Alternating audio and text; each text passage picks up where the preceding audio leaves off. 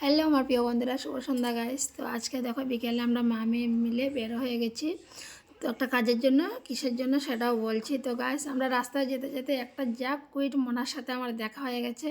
মানে আমি ওর সাথে আর কথা না বলে পারলাম না। আমি মোনাটাকে আমার এত কুইট লাগছিল, ভেবেছিলাম ওকে একটা পাপ্পি দেবো, বলছিলাম তোমার চশমাটা আমাকে দাও।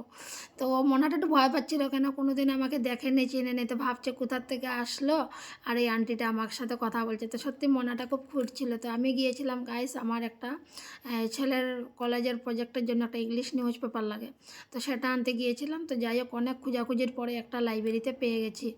তো লাইব্রেরিতে পেয়ে গেছি, কিন্তু একটা 100 টাকা দিলাম, কিন্তু দোকানদার বলছে খুচরা নয়। তাই যাই হোক 10 টাকা একটা পারচেস ছিল, তো দিয়ে দিলাম। তো এবার আমাদের প্রজেক্টের যে ইংলিশ নিউজ পেপারটা খোঁজাচ্ছিল এটা পেয়ে গেছি। আর এখন আমরা রোড কোর্স করছি।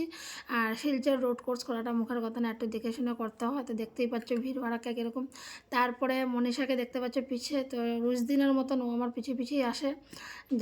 যাওয়ার সময় পিছিয়ে, আসার সময় পিছিয়ে। তো আমরা দুজন মিলে একটু ওয়াক করে আসলাম সামনে গিয়ে, কেননা ঘরে বসে বসে বোর হচ্ছিলাম। তো বললাম একটু হাঁটাহাঁটি করে আসি। তারপরে দোকানে গিয়ে ডিম আনলাম, আর এই যে ঘরে এসে পড়ছি। আর ছোট্ট ব্লগটা এখানে শেষ করলাম। Bye bye.